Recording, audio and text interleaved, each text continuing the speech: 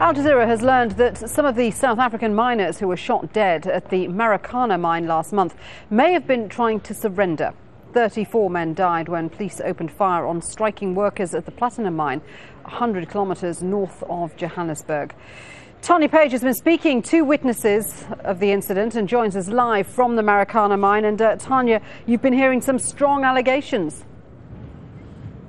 Absolutely. There are more and more unanswered questions every day emerging from events on August 16, particularly about what unfolded at this spot in Marikana right behind me here. We have been hearing some disturbing and very serious allegations. Here's a little bit of what they told me. Police say they shot dead 16 of the 34 miners killed in this moment. It's clear from Al Jazeera's own footage that at least one miner in the group fired at police, who say they were acting in self-defence. But the rest were shot out of sight of journalists who heard gunfire for about half an hour afterwards. These miners say this is what happened away from the cameras. They fled from that initial confrontation to hide among these rocks, and police shot at them while they were surrendering. The first one who get out there was shot by the policeman who was standing in this store, and he was shooting him when he was walking there, surrendering. But he was shot by the policeman. And the second one was shot, this one who is in front of me.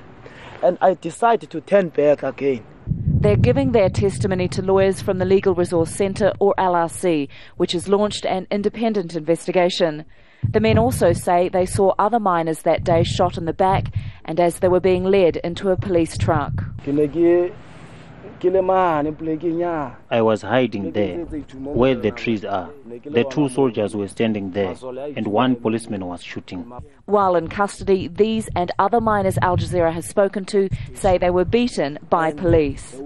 Al Jazeera has tried repeatedly to get government and police officials to comment on these accusations, but both say they won't speculate or comment until the Judicial Commission of Inquiry is complete. The LRC says its independent scene and pathology reports will help get to the truth. They are independent pathologists, so what they went in to do is to see where the bullets penetrated the bodies. Depending on what they find out, it may corroborate or may not corroborate what the witnesses have said. But Sabia finds it puzzling that what was perhaps the most important forensic scene in recent South African history was open within days of the shooting. Hundreds of people and dozens of animals have been here. Al Jazeera filmed these pictures last week of letters and symbols left after the official investigation, which is said to indicate where bodies and evidence were found. But now the markings have been defaced with the same coloured spray paint. This used to be the letter N, but it's been completely sprayed over. A lawyer of the Legal Resource Centre told us these marks were changed sometime between 11:20 and 12:50 on Wednesday. Two unmarked white vehicles were seen here at the time, but we don't know who it was, or more importantly, why these marks were changed. The results of the LRC's independent reports will come back next week and will be submitted to the Judicial Commission of Inquiry as it tries to make sense of exactly what happened here. That's some pretty damning testimony that we heard in the report there, Tania. Give us more detail about exactly what miners were telling you, what happened where.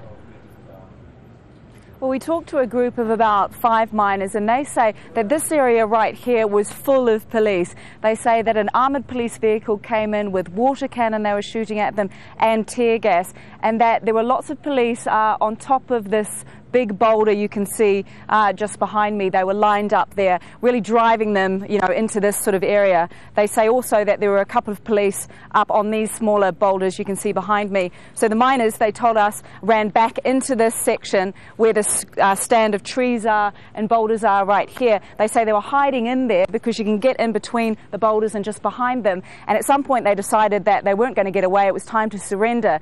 We spoke to the man who said he was the third one to emerge from the rocks. He says the man in front of him, immediately in front of him, and the one in front of that person had their hands up. They were surrendering. He said both of them were shot in succession, at which point he turned to get away, and the man immediately behind him, he says, who was also trying to surrender, was also shot. So some really damning allegations from the eyewitnesses that we managed to talk to. Yeah, and there's clearly an inquiry into exactly what happened there. Also an inquiry into allegations of police brutality while minors were in custody.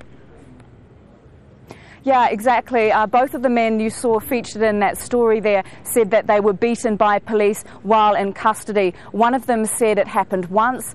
He said that the police weren't asking him any questions or anything, that they just came in and beat him up. The other man, the second one in the story, said that it happened repeatedly over a series of nights and that he was told to face the wall. The police came in with their heads, their faces covered, and beat him. So that as well will be part of the independent police investigation.